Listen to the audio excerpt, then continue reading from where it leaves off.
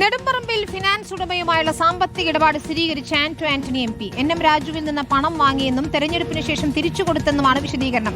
എന്നാൽ പണത്തിന്റെ കണക്ക് വ്യക്തമാക്കാൻ എം പി തയ്യാറായില്ല. കടം വാങ്ങിയ 2 കോടി രൂപ തിരികെ നൽകാതെ കബളിപ്പിച്ചെന്നാണ് എൻ എം രാജുവിന്റെ ആരോപണം.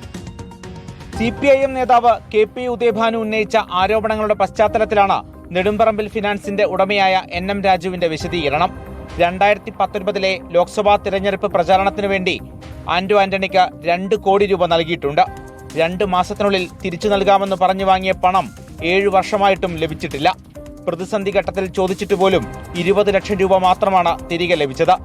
നെടുമ്പറമ്പിൽ ഫിനാൻസിലെ നിക്ഷേപകരുടെ പണമാണ് നൽകിയതെന്നും എൻ എം രാജു. 2 കോടി രൂപ കൊടുത്തിരുന്നു, അതിൽ 20 ലക്ഷം രൂപ തന്നു, ബാക്കിയുള്ള കാശ് അതിന്റെ പലിശയും തരാനുണ്ട്. എന്റെ ഈ പ്രതിസന്ധി ഘട്ടത്തിൽ പോലും ആന്റോ ആ വിഷയത്തിൽ ഒരു മനസാക്ഷ്യപരമായിരിക്കുന്ന നിലപാടെടുക്കാൻ ആന്റോ തയ്യാറായില്ല. അറസ്റ്റിലായ ശബരിമല തന്ത്രി കണ്ഠരര് രാജീവരെ പരിചയമില്ലെന്നും തന്റെ സ്ഥാപനത്തിൽ 1 രൂപ പോലും നിക്ഷേപിച്ചിട്ടില്ലെന്നും വിശദീകരണം. തിരഞ്ഞെടുപ്പിന് സംഭാവനയായി പണം വാങ്ങിയെന്ന് സംബന്ധിച്ച ആന്റണി പക്ഷേ തുക വ്യക്തമാക്കുന്നില്ല. 2 മാസം കൊണ്ട് പണം തിരികെ നൽകിയെന്നും ആന്റണി. അതെന്നെ സഹായിച്ചിട്ടുണ്ട്, അന്ന് ഈ രാജു എന്നെ സഹായിച്ചിട്ടുണ്ട്. അപ്പോൾ അത് തെരഞ്ഞെടുപ്പിന് അന്നദ്ദേഹം UDF നേതാവാണ്. അതുപോലെ പലരും എന്നെ സഹായിച്ചിട്ടുണ്ട്.